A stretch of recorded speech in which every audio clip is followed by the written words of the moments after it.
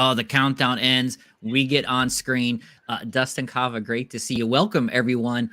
Because Cannabis, presented by Wayward Media. My name is B.C. Wehman. With me, Dustin Kava. How you doing today, Dustin? Doing amazing. Extremely excited. I am excited to start our journey. We've known each other for a while, and I'm sure over the course of this show, we'll get to know each other better, rehash some of those fond memories, pun fully intended. But we share and met through a common connection through your past employment, co-founder of Inhalable Smoke Shop in Brunswick, Ohio. Me, looking for a device, a dry herb device to consume cannabis. Passions ignited in the moment, like a Harlequin romance novel right there in the floor of Inhalables in Brunswick, Ohio. And so after many years now, we find ourselves saying, hey, we got the ability to chat and talk.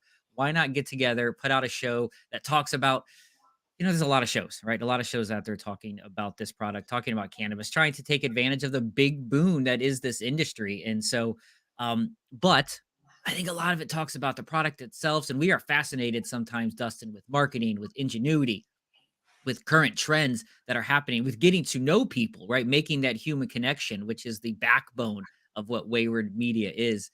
And so I think to have our two brains get together, we'll have guests sometimes join us. I'm excited to really get to know you, get to talk about this product. How you feeling this morning? You ready to do it?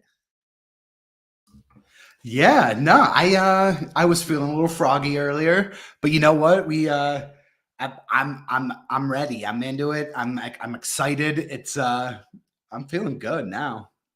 Oh, that's fantastic. So we are here, Wayward Media. That's our new website going, our media company that Dustin, myself, Anthony Trav putting together. Really exciting content we hope to have for you. So check us out. Right now, we're live on YouTube. We're going to shoot to have our shows every single week for Because Cannabis, but you can always check out all of the Wayward Media ideas, the shows, the concepts, things we have going on at wayward.media. That's our home. That's our home base where you get to find out everything about us. You can follow us socially at MeetWM. That's MEETWM at MeetWM. Pretty much everywhere.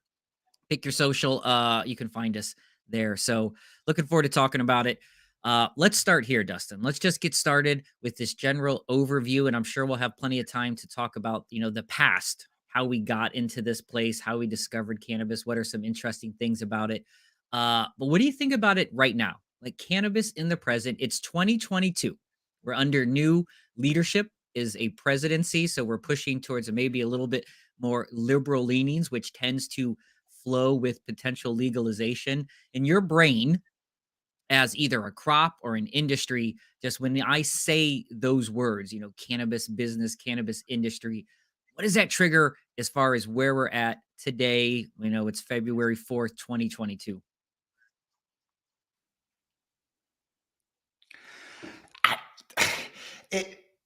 It's really funny because I hear the question and all I can think about is that everybody just wants to talk about the consumables end of it. And it's like, there is so much more in this industry than just the consumable portion, just the act of smoking or the act of ingestion or however, so I'm thinking like, as what I believe coming next is going to be more of the power of the ancillary business, where people that are in love with this whole industry are not going to feel like they have to do something with touching plant matter. And so I love this idea of just the growth of the small business, the growth of the other opportunities that the industry lies. It's going to be interesting to see. I think you're right. We talk, I get to know a lot of people who deal primarily just in the cultivation side of it through my experiences, both teaching at the Cleveland School of Cannabis and being more involved. So I feel like it's an area where I've always not been comfortable, been a little weaker at in my knowledge base, and have gained a lot in the past few years. So I feel like I spend a lot of time with people who are focused on growing the plant, right? And that's what everyone wants to do, whether it's grow their own at home, whether it's get into the cultivation of it, maybe get into CBD or Delta 8. I love the cool little side businesses that are going to come from this. You know what I think about all the time? Just randomly, because we've been talking about it in class, and I've really tried to force myself to learn a lot. Things like water content moisture levels, right, into testing. I've really gone this deep dive into the testing aspect of the plant and the different terpenes and gas chromatography versus high pressure liquid chromatography and mass spectrometry and what it can do. I can't even pronounce the words. Um, that's this whole other thing. And then there's all these other side businesses that come from it. And so that's the stuff we love, right? All these little random opportunities. So I think that's exciting. You get excited about test results? Is that something you're into when you think about the plant? You need to know its terpene content and its CBG content or its heavy metal parts per billion. Is that stuff you really care about when it comes to your product? No. Um, You know, it's I funny wish I because was. people say they do. If you talk to people, these hardcore, what I would say hardcore consumers who they always talk about the quality and seeing their lab results, but I think it's a very vocal minority. I really do. Like I don't need, I don't check the lab reports or the FDA guidelines on my Coca-Colas that I eat or that I drink or my Snickers bars, but for some reason I'm supposed to get into the results of it. I think it's great for the cultivator and the ability to learn from and master your craft, but I think the average consumer needing to know about it probably oversold as far as its importance. It's Well, cool and I stuff though. mean, I don't want to. I don't want to. I have seen aspects of the industry throughout other states um, that leads me to believe that a lot of that testing can be or is a lie to begin with. Oh, there's a whole So nother yes, that's a whole nother side conversation for sure. I want to believe if I truly didn't have this understanding of how the world really works, then I would be like, yes, I like the idea of testing. I like the idea of knowing all that, but I'm not trusting it right now. I really truly don't trust it right now. And so I tend not to allow that to be the characteristic that's in my forethought. Should things get much more transparent across the board, and there's a lot of technology that we can talk about later on, but there's a lot of things that, transparency is going to be really big in this. And as much as we believe the lab results number is being transparent, I am more interested in how or the why and what exactly happened to get those numbers. So yeah, yeah. Do you though, it's funny because I'm a little older than you. I'm almost 50. And so, most of my life has been spent purchasing the plant first illicitly. I mean, I think that's how we all come to it. It's only been legally sold for 25 years. So if you've had it prior to then, you obviously got it illicitly. And then it slowly, as it becomes more medicinally or adult use legalized. And so it's always not, it's almost like you get what you get and you don't throw a fit kind of thing, right? Unless you knew a really good dude who had amazing things.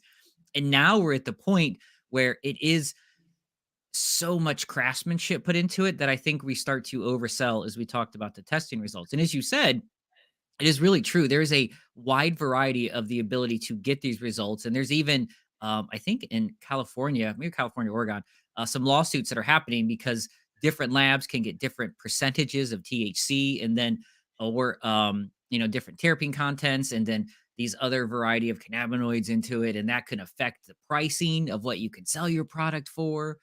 uh, it's just a whole weird world. I sometimes think it's very much for salesmanship, right? Because 36% dry flower THC sounds more impressive than 17%. But if that 36% is half CBD as well, or some other CBG, some other cannabinoids, it's basically offsetting it anyway. So it just becomes a marketing tool. It sounds like you fall on that point too. Like it's basically all these results, and it's cool to see, and it is nice to know about the safety, the pesticide residue, the fungal residue, like I said, the heavy metals, all those things. Any sort of pathogen is cool to find out about, but the percentages and the terpenes, I don't know. Are you a terpene guy? Like, does that matter? Do you need some limon into there, or are you a person who really gets into that, or is it once again end product? How's it make me feel? Well, I mean, I believe that the terpenes are part of the end product to how I feel. Mhm. Like I do understand the value in all of it. Like I understand the value in knowing what the fuck is in your, like what's in your stuff. I Yeah. get the value of knowing, like of what some of those effects might be, but um, I definitely believe that even if you were to, I don't know, even if you were so educated with your own medicine and you knew what terpenes affected you in what ways, and you had yourself dialed down to the point where you found certain strains or something that absolutely worked for you. The truth is as a patient in this industry right now, it is extremely difficult to get something and maintain getting it for any amount of time.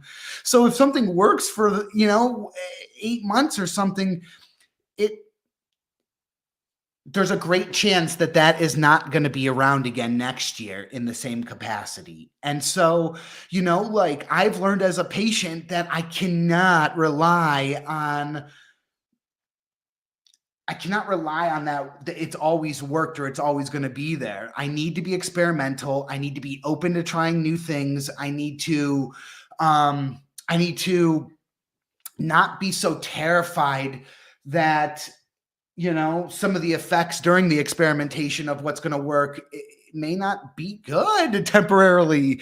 I think I want the one thing about this industry, and especially like being part of the glass and being part of, being a patient, um, is you can definitely see, especially in Ohio, how much the patient truly wants to do exactly what the doctor has talked about.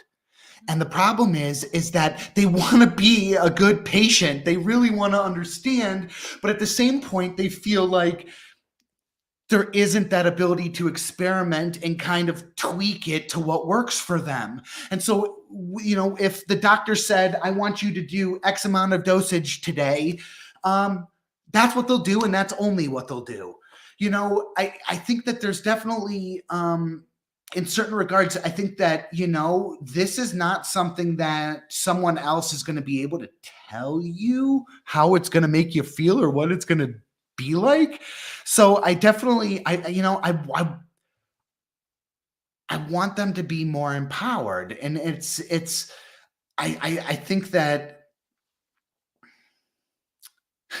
yeah, I don't know. I think that there's a big portion of that that is just they're scared. A lot of new patients are over 50 or 60. They've never ever used this stuff before. They're not coming from the illicit background. They're not coming from doing it with their friends and that. They're coming from a total different world. And so uh yeah, it's hard.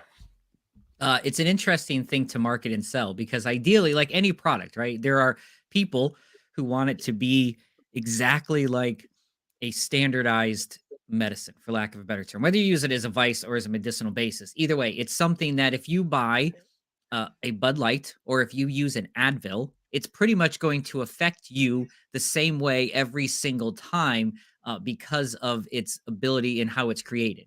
But when you have an organic medicine or plant or vice, whatever, right? When you have this organic thing, it's tough to recreate exactly that same feeling every time, as you said. Plus, it's a product, that is consumed and you develop tolerances. And so it could change its effect on you. And so maybe you need to try different other cultivars to enhance your experience.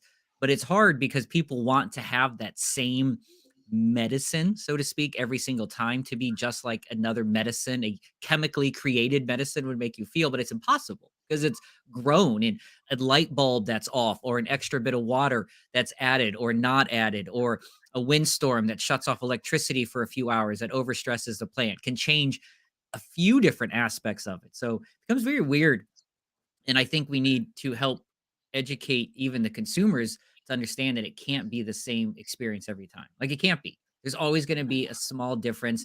It can be similar, right? And people share similar experiences. You see strain reviews all the time on the internet. Hey, I tried this. It gives me a body high or a head high or these type of experiences. But even then, I feel something that it's different than other vices like alcohols. I think I shouldn't say that. Alcohol probably hits people a little differently, but it seems to be the similar high that the psychoactive effect that people get from alcohol is where cannabis can be very different from different people. I mean, we can have the same thing. You and I literally take this back and forth, though we probably shouldn't in the COVID era, but take this back and forth. We'll have to Puff puff pass, killed by COVID. Take this in the COVID era, right? We would feel different. We'd feel different smoking the same thing. So I think that's an interesting part about it as medicine or even as a vice industry. It's unique in that regard. Yeah, and I mean, yeah, and you hit the nail on the head. I mean, everything from the fact that what device you're using, how you're whether you're ingesting it or smoking it or putting it and rubbing it on your skin, or each and every usage case is going to be different. And yeah, but again, prescription pills and stuff like that are no different. You go back to your doctor and you say, "Hey, we need to adjust this a little bit," and the Sure. doctor helps you adjust.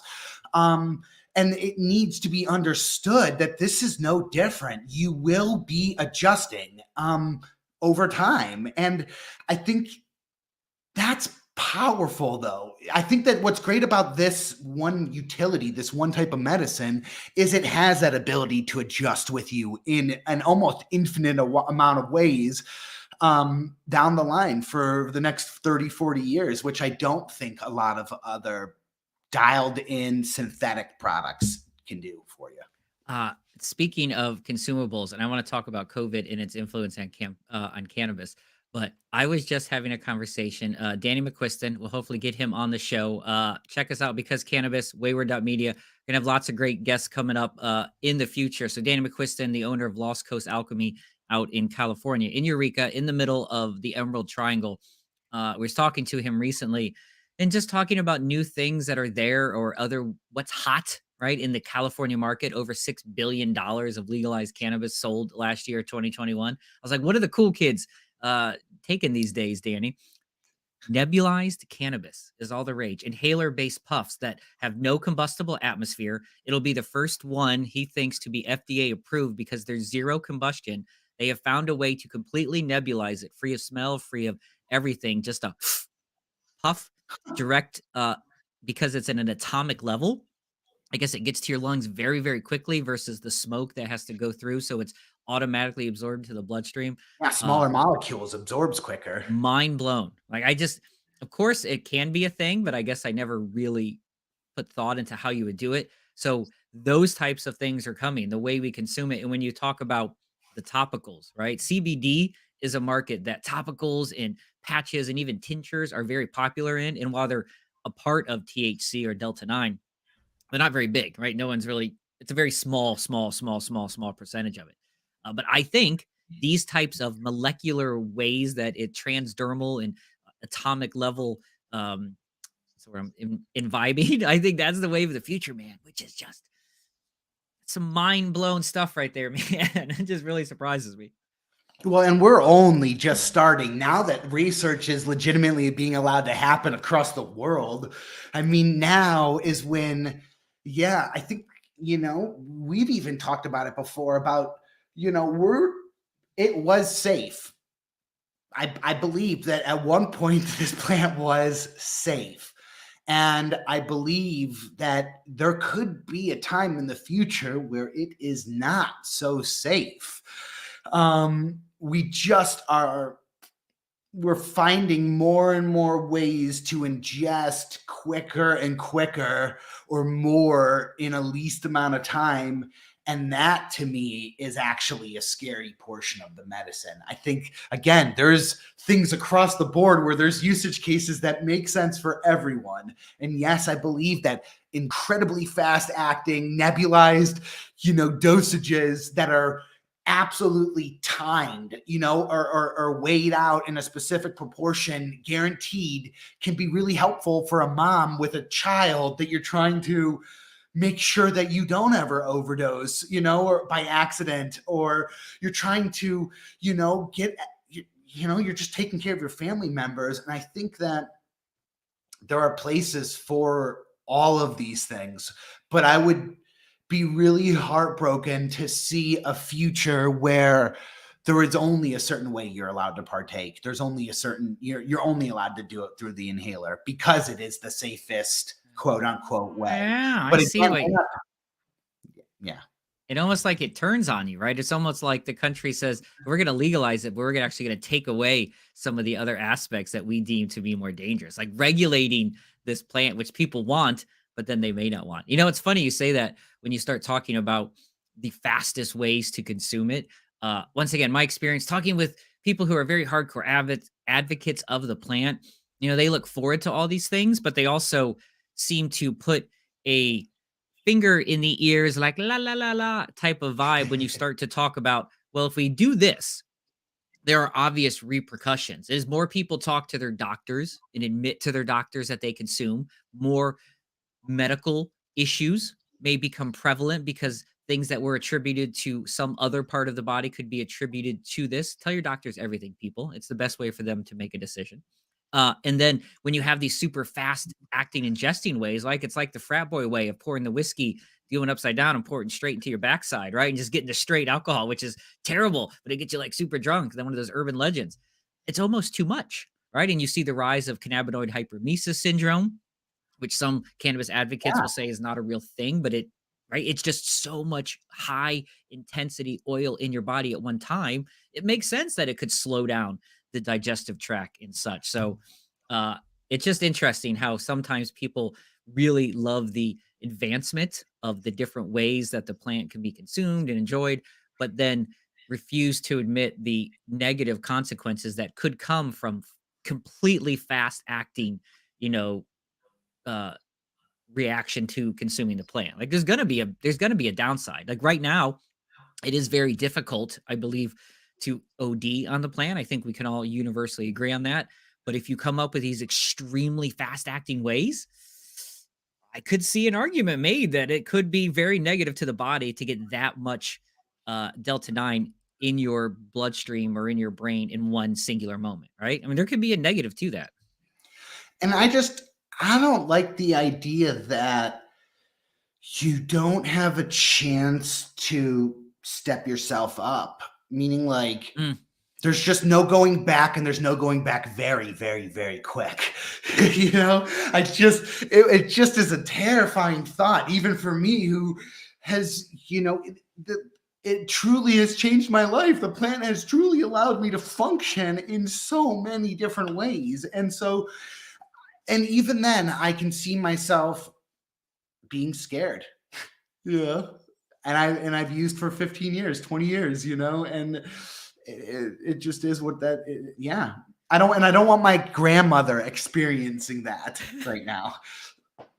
We still love the old slow and go, right? Just roll it up, chill back, and go.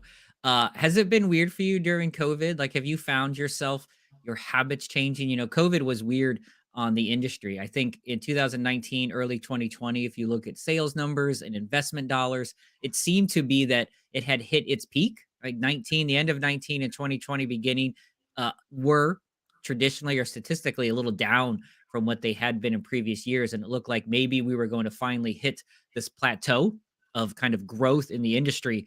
COVID happens. It gets deemed an essential business in every state.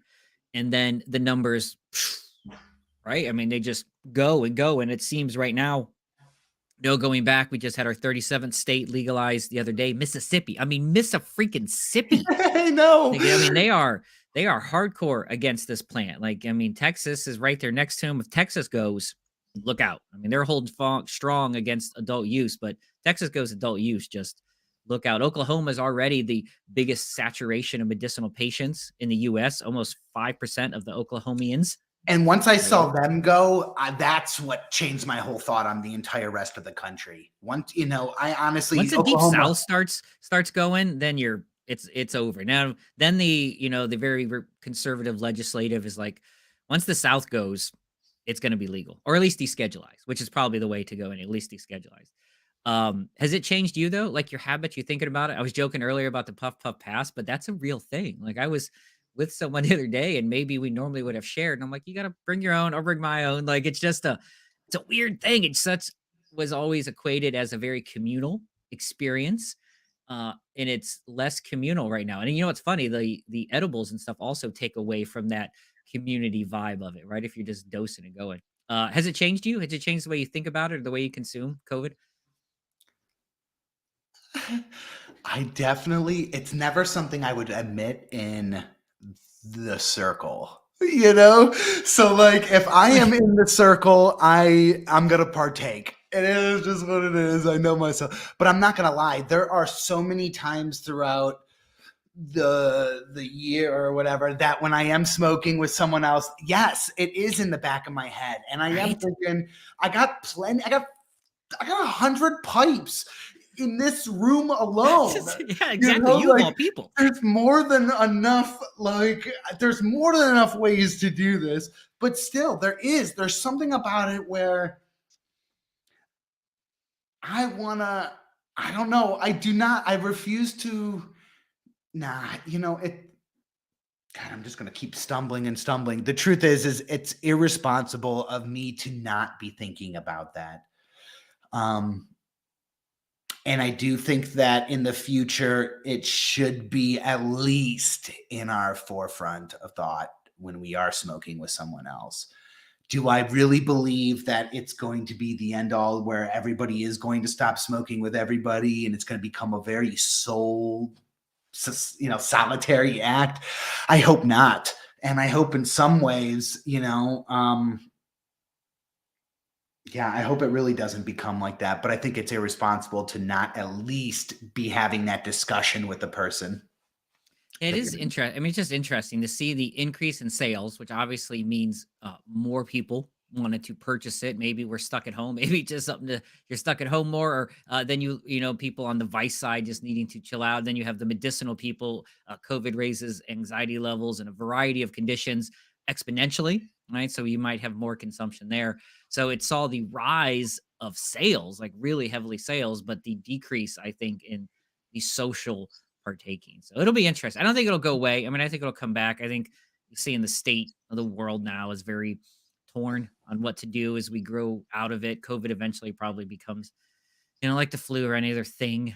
Uh Bigger argument for me to make right now, but I think it'll come back. I don't think it ever goes away, but I just think it was interesting how it really changed the face of it. Like it was something that seemed down and became just like cannabis exploded and it's pushing I know. And legalization. I mean, I don't know. while I'm thinking about that, and I'm like, gosh, when we were all in lockdown, what an amazing time to start experimenting with a little bit of cannabis. And at the same point, your employer couldn't even like drug test you or hit you with any of the normal human resources things that most people get terrified over Yes. for the things for work. So it was like, oh no, I can't. What do you want me to do? Leave my house and go get yeah. So I honestly believe that it probably did bring a lot of people who wouldn't normally have been able to experiment and see if it worked for them. And again, this doesn't work for everybody, but I think it's a valid option to try in,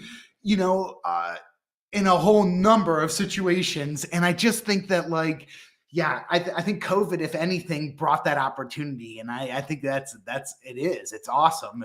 You're right. A lot more people. And I'm wondering what's the number so far now for the last say 6 months or something where there has been a regain of going back to normal life? Is the numbers at the shops down?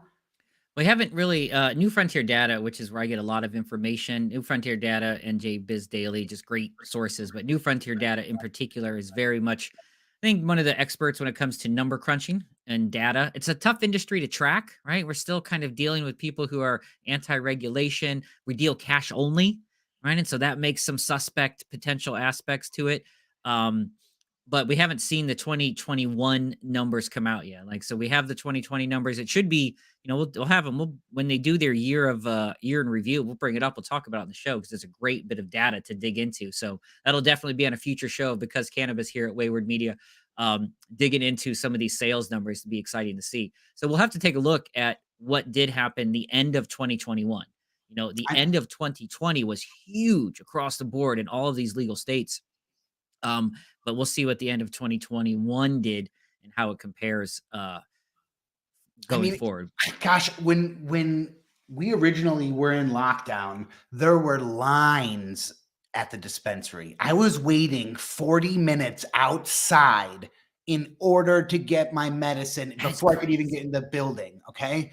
I haven't been to a dispensary in Ohio in the last 6 months where I have had to wait at all. Are you doing like the don't they do more call ahead stuff now? Like call ahead or No. online See, and reservation that's pickup and stuff? I'm wondering if again, yes, is it the purchasing habits of how this actual sales happening is I has think changed, or Yeah, I think is that's it? for sure. I think just in general, there's a whole separate conversation, but I think as how we I had never even considered doing a call ahead grocery store pickup. And now I get annoyed when I got to walk in the store and I can't just put it on my app, pay the extra dollar, roll up to the store and pop my trunk, right? Like it's a whole different world. And when you go in the store, half the people in the store are shopping for other people, right? They're those, so I do think it's changed not only how we shop, but the expectation. I think people need it or demand it now. So yeah, absolutely. I think there's less bodies walking into the place.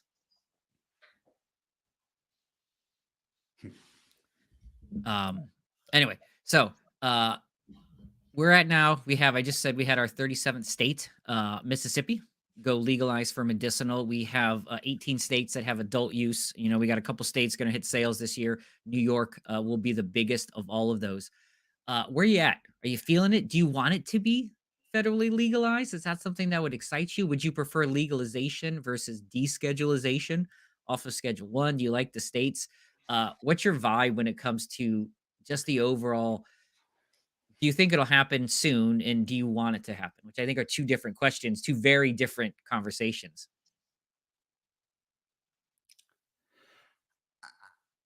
I think that there will be a lot of pain if it did get legalized across the board. I do Like, like it. I'm more of a decriminalized guy. I prefer that over the legalization because, again, in Ohio, I can only vape my medicine. I don't like that. Like there's a whole different effect on me with the plant, with each and every strain with it. So, when I go to Michigan and I can legally,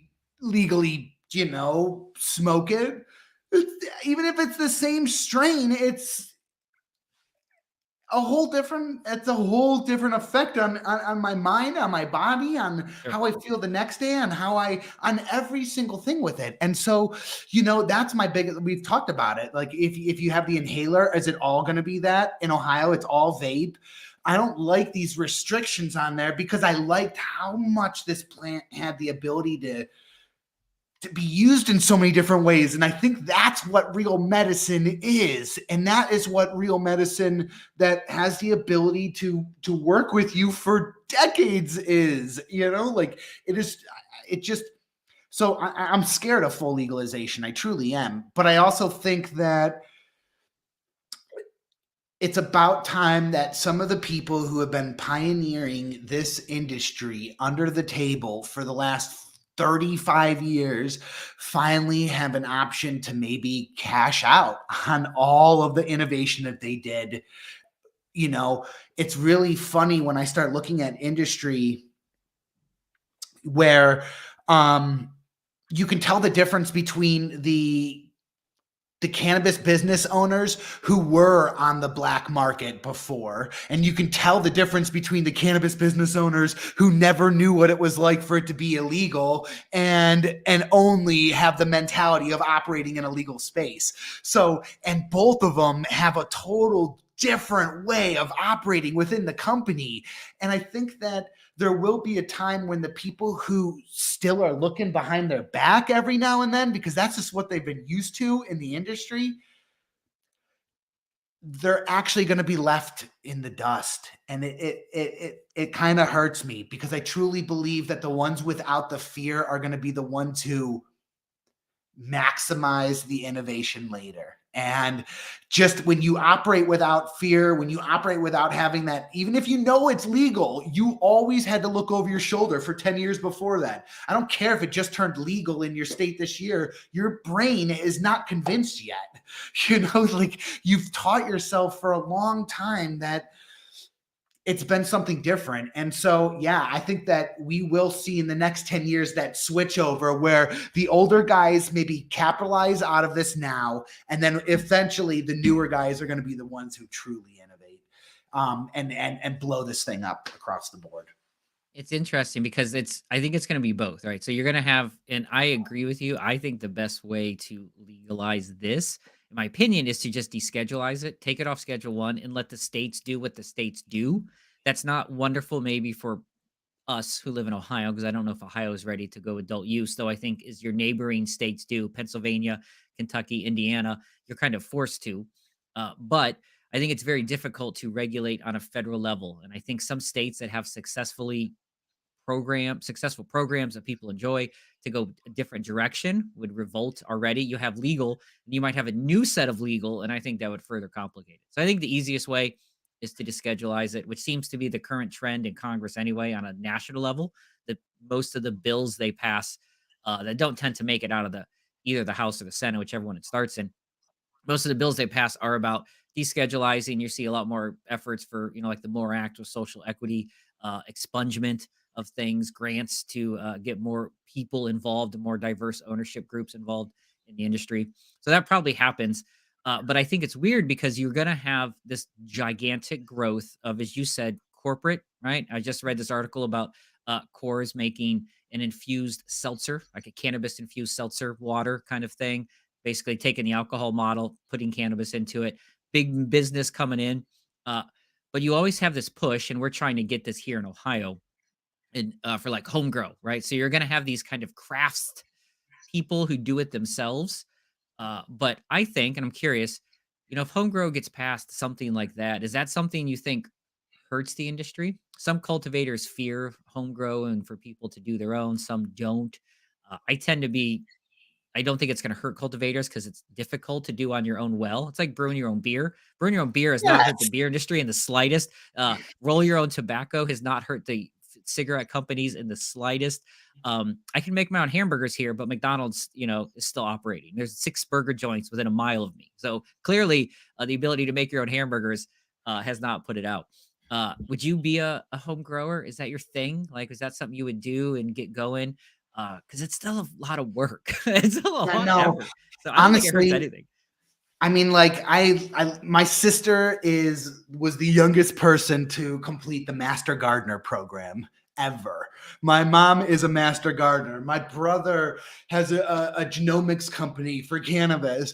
Like my family probably has. My grandma is a master gardener or was, Snap. like Kava all family these. going deep.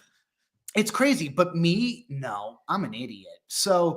Uh, like I believe that it needs to be an option. I believe more options are always going to be better in this industry. There are people who really could manage their own medicine and manage it for quite a cost effective, a value point. So I think it's important. I think it's absolutely crucial for the industry going forward in the future. But I mean, we haven't even begun to see what some of these options. So far, all we know is home grow, and a dispensary, right? Or the recreational, like Yeah. and side of things. But what happens when there's a third side of stuff, and what will that look like? And it can definitely look like a lot of different things. What happens when cannabis is only sold in state stores and it's not a privately owned company? It's a state store where you're buying where the state provides you with the entirety of your inventory. And Oh, from the different, almost like you would have liquor, right? So they have all the that's different right. brands of liquor inside a state store. So you have one big approved location or multiple approved locations that you could go into. You buy all your different brands, things like that. That is interesting. I was going to ask you about whether you think people have more loyalty on a legalized sales level towards the cultivator or the dispensary, which I think it leans cultivator. But the state store idea, I don't know why I never considered that. That is clearly an obvious direction to head that allows it, whether it's in its own building, whether it's in the grocery store. Like now, imagine have you like you walk through the fruit and vegetable section and you walk into the state cannabis store section behind your thing, behind the grocery store. It's a little separate entrance. You got to buy it in there, but you can just shop the various cultivators' brands like you would buy liquor. Gosh, I never even considered that. It's a great idea and probably the wave of the future if you had complete adult use sales. Gosh, it's really been manipulated. That's two different thoughts here by the dispensaries. We have need to bring it together for that. That's an interesting concept. I like that And idea. and that's just one off the top of the head, Well, you then know? there's like There are online sales. I mean, if it opens up to online sales and you have state to state exportation, now you're having a whole different world, right? You already, I mean, that's already a whole different thing on top of just the state stores. so I don't know, I think that there is a lot of option for the future. I think if, hopefully I do like, the idea of the states taking control of each different, within your own state is a different set of legislation and whatnot. I do think that that's probably the best option temporarily for now, for the next 15 to 20 years. But yeah, I'm interested to see what are some of these other solutions. What happens when Montana or some of these other guys who are in these incredibly rural areas, but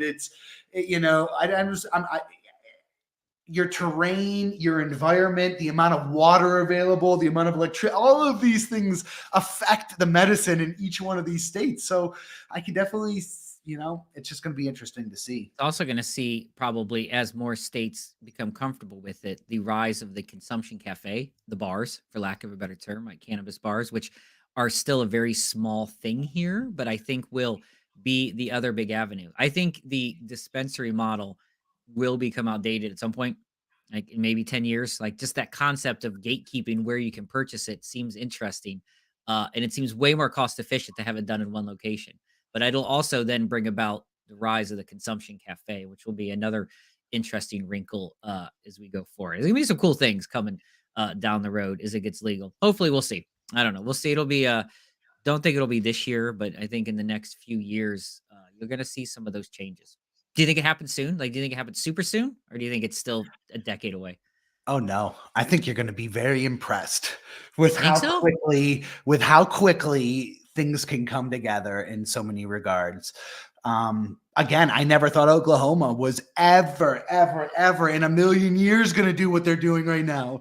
And so like, yes. And it took them a very short amount of time to have the saturation that they have. Uh, when you compare it to the 20 years or 15 years that California has had on them. Um, so yes, I think you're going to be impressed. I think there are states that are already working in certain regards that are moving a lot quicker than what most people give them credit for. And I also think, again, that as this research gets to be more and more allowed, as if it does get descheduled, and the grants can happen in the massive troves that they want to happen in. Yes, true innovation can happen in light speed at that point. And Mm. so it may just take a couple really simple barriers to knock down, and then all of a sudden you're going. Well, I hope we are going to be still talking about it as it's going. I think this will be a fun journey then you and I, Dustin, to take together as we spend the next for however long we can keep doing this, learning about the industry, being able to look at those numbers go forward. So I think pretty good. I think a pretty good inaugural episode here of Because Cannabis. I want to end as we always will end each show with a cool cannabis fact or something new that you learned today. We got to get some graphics, Dustin. Some little like cool graphics Fact going. time. So like I said, because cannabis just getting started here on our flow with this show. We're going to be on Wayward Media. We're going to obviously follow us socially at Meet WM, MEETWM, audio wise, wherever you listen to your favorite audio podcast. This will also be available. Going to be talking each week, Dustin and I, about what's ever on our brain when it comes to cannabis. We're going to have guests join us also randomly in between there. The two of us can talk to them. So if you have someone in mind, you have an area of interest, another great place to go to at Meet WM, wherever you are socially. Toss a little comment in there. Let us know. Leave a comment in the YouTube box as well. We don't think we're going to get banned yet. We'll find out the hard way. We're learning this together. We're all going to take this journey. Why? Because cannabis, obviously. So something interesting. I think a cool fact is we should end on every week, Dustin. I learned something neat this week. I've been going down this cultivation journey. I don't know, just kind of learning about it and interesting things. And so one person taught me this week. I kind of learned two little neat things this week. First was just what loam is. You know what loam is? LOAM. Like when I say that term, do you know what that means? No. LOAM. So it is the top layer of the second layer, I should say, of dirt underneath the ground, right? It's kind of what they also call humus, H-U-M-S. And so it's the ideal growing soil. And so when you get into your backyard, like say you walk into your backyard, your dirt or your soil, as we call it when we get all fancy, is kind of one of three main factors. It's either very loamy, which is this kind of clayish, little sandy, but really organically filled, rich material. It can be a little more clayish, or it could be a little more sandy. And so by simply just like grabbing dirt and like squeezing it in your hand, and then opening your hand, and if it just falls away, like sandwood, then it's like too sandy and you have to add nutrients. Or if you squeeze it in your hand and then it kind of stays in its shape like clay would, then it's Yeah. obviously a very clay-centric soil. But if you squeeze it and then you open your hand a little bit and you kind of poke it, like the Pillsbury Doughboy, like hee hee, and it kind of just crumbles a little bit, that's that ideal growing soil. Like these things I don't even think about. Never even occurred to me. And there's probably some master gardener, your family lineage, Dustin, is like, I know that on back in the 1800s, Yeah. right? Something like that. But it was just cool to be able to walk through. Or if you see a lot of earthworms, like that's a good soil. It was just an interesting thing that never occurred to me, that there are people that are walking out and just being like, learning about soil types or loam. I also learned randomly as I was talking about cultivation. I was talking about the drying process, and that drying it too long uh, can actually hurt the THC, which then starts to bring in CBN and other cannabinoids, which can actually lower your percentage. So there's all these really specific sweet spots. Obviously the plant can grow. Just put a seed in the ground, right? It's sun, water, it's going to grow. But to get to that sweet spot of science with pH balances and moisture content, I watched this whole webinar from Bovita. I think that's how you pronounce it. The people that make those humidor little Yeah. packs. This Yeah. whole webinar about the moisture content and the trichomes and what the different, like a percentage can do to the potential THC potency, which is just mind blowing to me. And we keep talking about the medicine and how different it can be. And that's like a percentage in humidity can affect several percentage points on testing of potency, however you feel about that, but it can affect those things, which is crazy that specificness can really alter how the plant ends up being consumed or how it makes you feel. So I really have enjoyed some of this, even though I will never, ever, I will zero in my life have patience to grow it and trim it and do all those things because it seems like so much work. But I love learning about it. I just thought it was cool. I thought that was a cool thing. Learning about dirt. There's my soil tip to you, everyone, for the day. Grab it, squeeze it, give it a poke, lightly crumbles. It's loamy soil. Now you're ready to grow cannabis in your backyard if you can meet all the other 100,000 regulations. But outside of that, you got the soil. You got the soil set.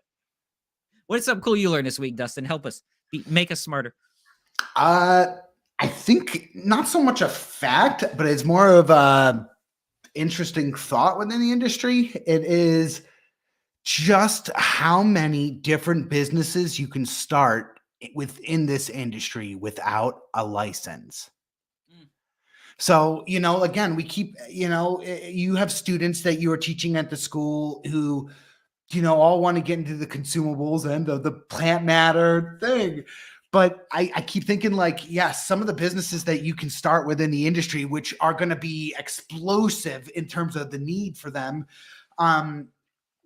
Just what you're doing, education, some of the other ones you don't need any licenses for would be like the security guard. If you want to do security for outside the dispensaries, or you can do anything from, develop software for these guys or app software. packaging. That's going to be, the software development side of this, which there are some out there, but that's tip of the iceberg, right? The lawyers and accountants we always talk about. I just had another guest speaker in a class who the very first words they mentioned were get a lawyer, get an accountant, which I know is two of your, probably your first tip. Every time we meet with our students, you always say that. And it's funny. It's the very first thing he told them. And I'm like, you're going to hear this again in 2 weeks when Dustin joins you. Because it's true. He's like, look, I got the plant down. I need people that specialize. So real estate people, people who understand regulations, of course, like no licenses, but just knowledge. The knowledge about the industry is going to be a very saleable thing. Right? I mean, heck, we didn't even think about it, but then you got staffing stuff, like how do you staff the industry? How do you get consulting services? And there is just so many different opportunities for you to jump into this industry if it's something you believe in without having to spend $1 million in licensing. And I just think that, yes, we've only seen so much explosion across the board